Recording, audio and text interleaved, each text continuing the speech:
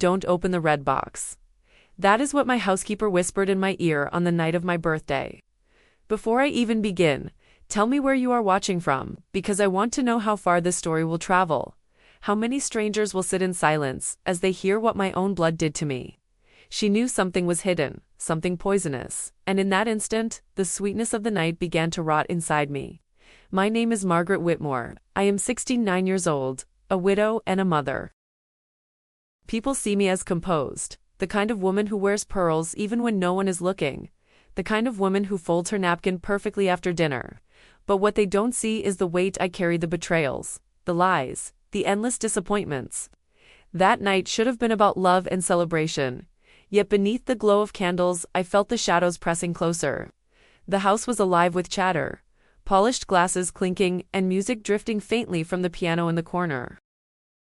Gifts sat neatly arranged on a mahogany table, their bright wrappings gleaming like false promises.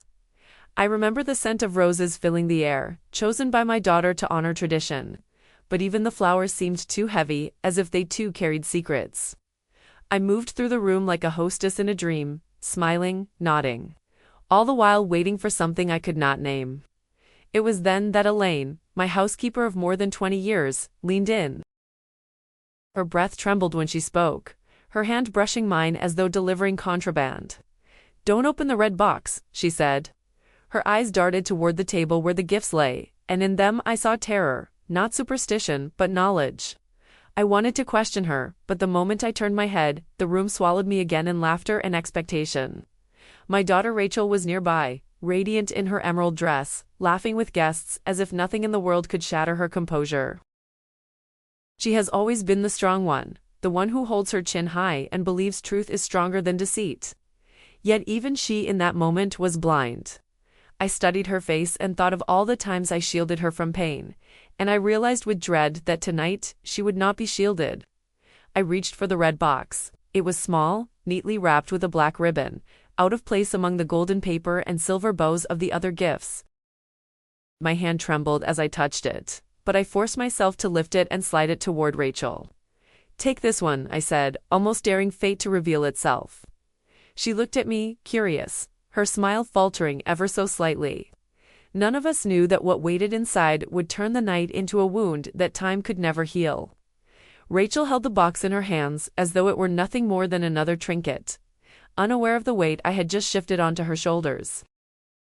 The laughter in the room began to soften, conversations tapering into whispers as eyes slowly turned toward her. She brushed her hair back from her face, smiled faintly, and began to tug at the black ribbon. The sound of it sliding loose was louder in my ears than the music, a hiss that carried warning.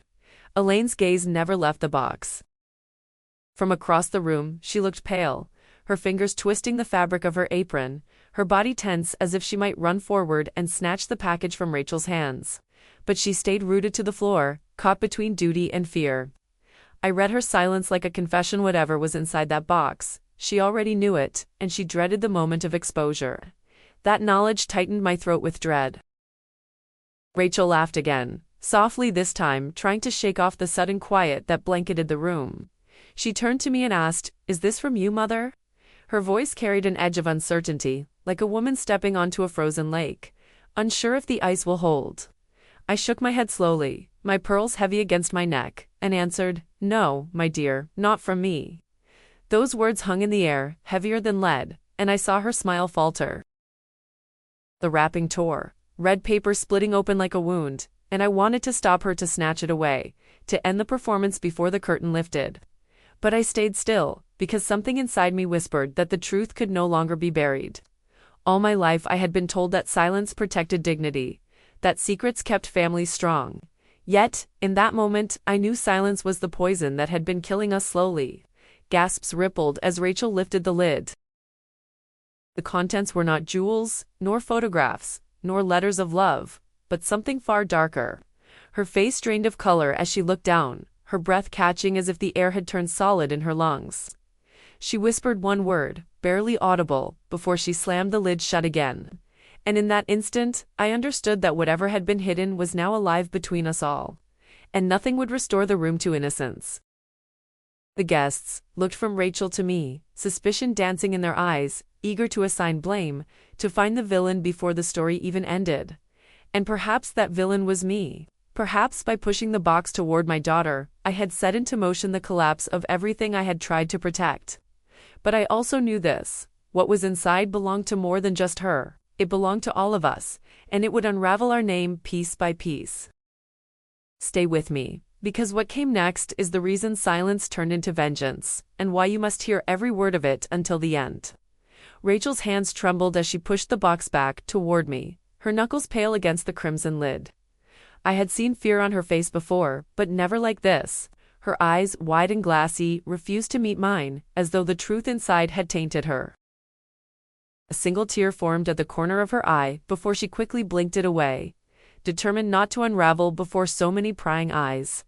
The silence weighed heavier than any scream could. A guest broke the stillness with a nervous laugh, the kind people used to chase away shadows, yet no one followed it. Every gaze was fixed on us, waiting, hungry for explanation. Elaine stepped forward, her voice unsteady. "Margaret, please, don't." Her words were both warning and plea, but it was too late. The moment the lid had been lifted, even briefly, the damage had been done. The box no longer belonged to secrecy, it belonged to everyone in that room. I spoke, my voice low but sharp, slicing through the tension like a blade. "Rachel, tell them what you saw." She shook her head, clutching her chest, whispering, "I can't." That refusal ignited a fire in me. I had endured decades of whispered lies, of truths hidden beneath fine curtains and polite smiles. Tonight, I would no longer allow silence to protect the guilty. My daughter's refusal only confirmed what I already knew this was. No harmless prank, but a wound cut deliberately deep. The guests shifted uncomfortably, their polished shoes scraping against the hardwood floor, their drinks untouched, their laughter long gone. I scanned their faces and saw curiosity, suspicion, and something else: anticipation. They wanted blood. Not literally, of course, but the spectacle of it, the scandal. Families like ours, names like Whitmore, were meant to stand untouched by disgrace. Yet here it was, delivered neatly in a red box for all to consume. That realization chilled me, but it also steeled me. Elaine finally found her voice, firmer now. "Margaret, this was never meant for you." Her words confirmed my darkest suspicion that the box had been planted, chosen for a purpose far more sinister than surprise. I stepped closer to her, my voice calm but venomous.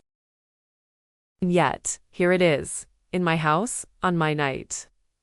Someone wanted this opened, Elaine. Someone wanted destruction, and I will not rest until I find out who." My vow, though spoken softly, struck like thunder. I looked at Rachel once more, her trembling figure still clutching herself as though holding her body together. In her silence, I found not only pain but betrayal, because she too had secrets she feared revealed. My heart hardened. This was no longer about a single night, it was about everything that had been stolen from me over the years. If you are hearing this now, do one thing: press like or subscribe. Because every voice added here gives power to mine, and I promise the truth I unleash will be worth every second you stay. Rachel's silence became unbearable, each second stretching into eternity as the red box sat between us like a curse. I could no longer stand the weight of unanswered questions pressing against my chest. My voice was firm, colder than I intended. "If you refuse to speak, then I will." Those words startled her, and for the first time in years I saw fear in her eyes, not the fear of discovery, but of exposure before everyone who mattered. The contents of the box were not meant for her alone, nor for me. They were a message, carefully crafted to humiliate, to fracture what little remained of our family's dignity. Inside were documents, sold letters, bank statements, photographs, each one dripping with truth, sharper than any blade. They revealed debts hidden under layers of lies, betrayals wrapped in politeness, and names that had long been protected by silence. It was not a gift, it was a weapon. Rachel clutched my wrist as if to stop me from speaking, whispering through clenched teeth, "Mother, please, not here." Her grip was desperate, but my heart had already hardened. For decades, I had carried the burden of appearances, the weight of pretending everything was intact, while cracks deepened behind the walls. Tonight, in front of them all, I felt a strange liberation. The truth was out, and I would not let her silence chain me any longer. Guests shifted uncomfortably, their eyes darting between me and my daughter, unsure whether to stay or flee. Some held their breaths, others clutched their glasses like anchors, but none dared to intervene. It was a theater of disgrace, and they were the audience, powerless yet eager. I let their stares fuel me, because I understood that shame only has power if you accept it, and I was done accepting. I was ready to burn every mask that had suffocated me. Elaine stepped closer, her face pale but her voice steady now. "Margaret, you don't know what you are starting." She thought her warning would tame me, but it only fanned the flames. I looked straight at her, letting every ounce of venom fill my words. "No, Elaine, what I am starting should have been done years ago. If secrets are the chains that bind us, then tonight I will be the one to break them." Her silence confirmed her guilt. The room no longer felt like mine, yet I stood taller than ever. My birthday had turned into a battlefield, and I was not afraid to fight. The red box had revealed more than papers. It had revealed the cowardice of those who hid behind me, using my silence as their shield. I would not shield them anymore, and if you are still here with me, leave a comment below. Tell me if you've ever seen betrayal, dressed as love, because your voices matter more than their lies. I could feel the tension suffocating the room, every breath stolen by the red box that now seemed to pulse with a life of its own. The documents were not random. They had been chosen carefully, each one aimed at the fragile seams of my family. As I scanned them, my pulse quickened at the sight of familiar signatures. My son Jonathan's name appeared on more than one page, and with it came a flood of rage I had buried for too long. Jonathan had not attended my birthday, claiming work obligations had tied him down in another city. But I knew better. His absence was not convenience, it was strategy. He had chosen not to face me because he knew what would come. Debt concealed, property mortgaged behind my back, and transactions that bled our family name. The cowardice of hiding behind documents was his signature. Even without being present, he had poisoned my night with his betrayal. Rachel whispered again, desperate to calm the storm. "Mother, don't say his name, not here." Her voice cracked, revealing not only fear but complicity. She had known more than she admitted, shielding her brother as though his sins were lighter than mine. That was when I realized the truth. The box had not only been meant to wound me, it had been designed to divide us, to pit mother against daughter, sister against brother, until all that remained was ruin. Elaine stepped forward, her eyes shimmering with the weight of secrets she had carried for years. "Margaret, it was not my choice. I never wanted this to reach you." The tremor in her voice was not pity, it was guilt. And in that moment I saw clearly she had delivered the box, but she had not created it. She was merely the messenger, caught in a web spun by hands she dared not expose. My rage found new focus, sharpening like a blade. I straightened my back and spoke with the authority I had once reserved for classrooms when my word was law. If Jonathan thinks distance will protect him, he is mistaken. If Rachel thinks silence will absolve her, she is wrong. And if Elaine believes service excuses betrayal, she underestimates me. Every chain forged in secrecy can be broken by truth, and tonight I intend to break them all. The guests froze, unsure whether to stay or flee, but I welcomed their fear.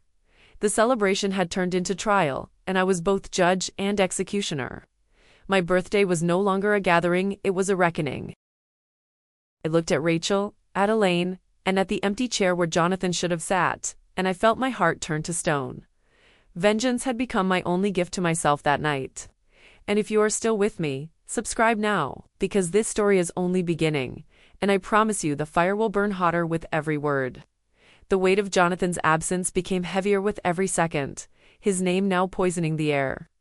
I refused to let him hide behind distance any longer. With my voice sharp enough to cut glass, I spoke his name aloud, Jonathan Whitmore.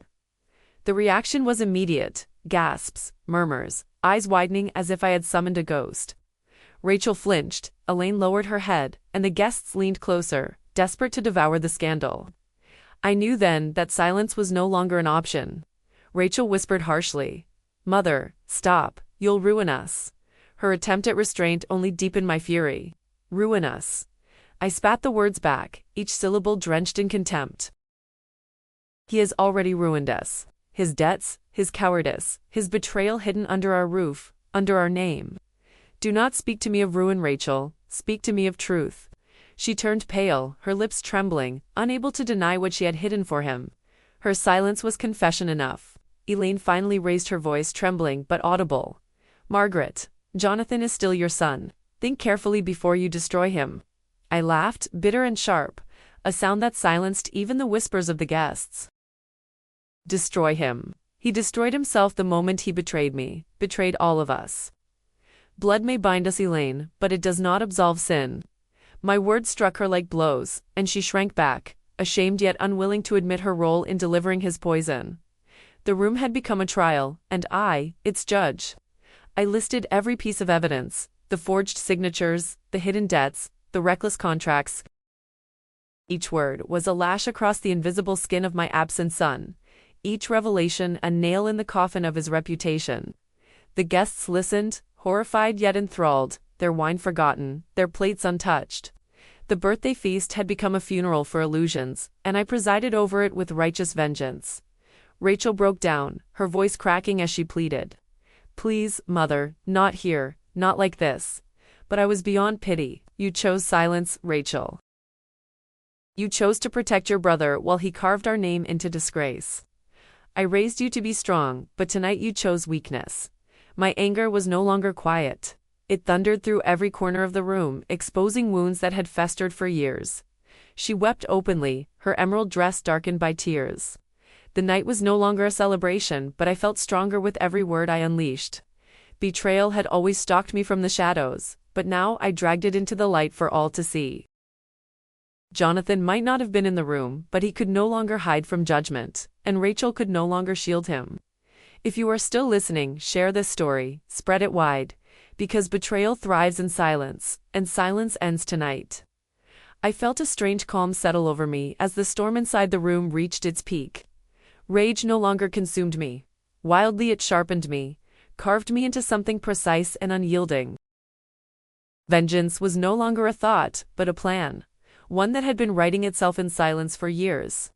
Jonathan's absence did not protect him. Rachel's tears did not absolve her, and Elaine's service did not excuse her complicity. One by one, they would learn that betrayal has a price. I began with Rachel, my daughter who had always looked at me with those pleading eyes, convinced I would shield her no matter the cost. She thought blood was enough to guarantee my forgiveness. She was wrong. I turned to her, my voice cold. You will not hide behind his scenes any longer. If you protect Jonathan, then you stand with him, and if you stand with him, you fall with him. Her sobs grew louder, but I felt no pity. Elaine stood stiff, her hands trembling as she twisted her apron. I walked closer, letting my heels strike the floor like a metronome of judgment. You delivered the poison, Elaine. Whether by choice or by fear, you placed that box in my hands. You may not have created it, but you made sure it reached me. She shook her head violently, whispering I had no choice. My lips curled into a bitter smile. There is always a choice, and you made yours. The guests were no longer shocked, they were spellbound. Some leaned forward, others covered their mouths, but not a single one moved to leave. They wanted to see how far I would go, how much of my family I would destroy in one night, and I gave them exactly that. Every word I spoke was deliberate, every accusation carefully chosen, not just to wound but to carve open the wounds they thought would stay hidden forever. I imagined Jonathan in whatever office or bar he sat, thinking himself safe, thinking distance and denial would protect him. I pictured the shock on his face when he learned that his secrets were no longer whispered, but shouted aloud. That his mother had taken the knife he planted and turned it back toward him. That thought did not sicken me, thrilled me. For the first time in years I felt powerful, no longer prey to the lies that had strangled me. I looked at the red box once more, sitting like a bloodstain on my birthday table, and I swore to myself that it would not end here. Tonight was only the beginning. Jonathan, Rochelle, Elaine, none of them would leave untouched. I had been quiet for too long, but silence was dead, and in its place rose vengeance. If you are still with me, click the bell, turn on notifications. Because you will want to see how far I take this, and believe me, I will take it all the way. The next morning, I moved like a conductor directing an orchestra that had finally learned its notes. I called the bank before anyone could sleep, placed holds on accounts whose signatures bore Jonathan's lie, and asked my lawyer to prepare a list of transactions for public review. It felt magnificent to convert rage into action, to trade hot tears for cold strategy.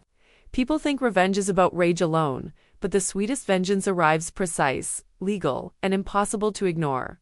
I wanted him bleeding on paper. I sent a private copy of the incriminating documents to only 2 people at first, carefully chosen to ensure the information would spread like controlled fire. One was an old friend whose loyalty outranked the family codes, and the other was a small local reporter I trusted to no discretion until the moment was right. I wanted whispers and then exposure, not chaos. Rachel found me at the kitchen island, her face pale and brittle, and demanded to know what I was doing. She grabbed my sleeve.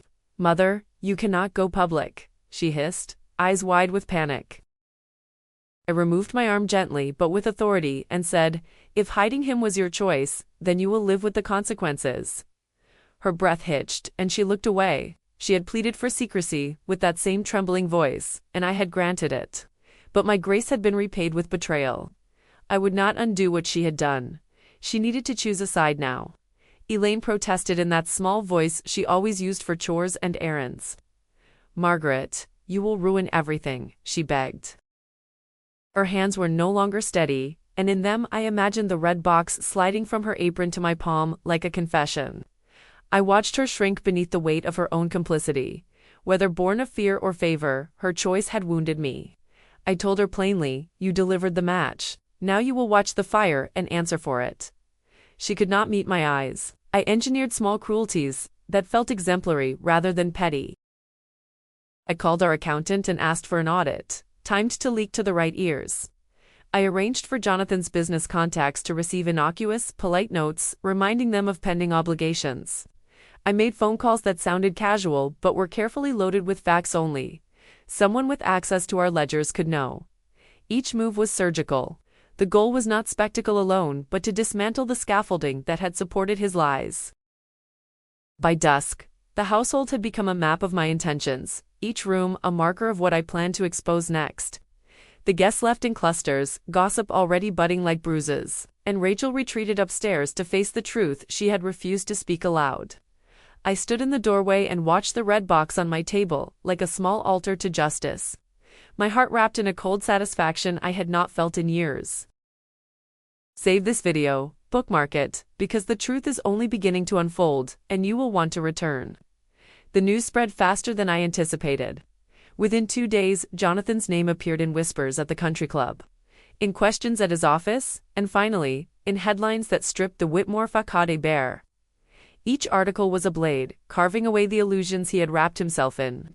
The box had been his weapon, but I had claimed it, sharpened it, and turned it back against him. He would never again speak my name without tasting ash on his tongue.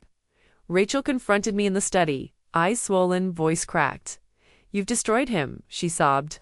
I turned to her with measured calm and answered, "He destroyed himself long before I touched those papers. My role was not to protect him, but to ensure his ruin was visible, undeniable." Her tears meant nothing now. They were too late. The currency of someone who had invested in silence until silence became a debt she could no longer pay. Elaine attempted one final plea, cornering me near the grand staircase where her service had once seemed like loyalty. "Margaret, please, you don't have to carry this further," she said, trembling. I met her gaze, steady and unforgiving. "You placed the knife in my hand. Do not weep when I use it."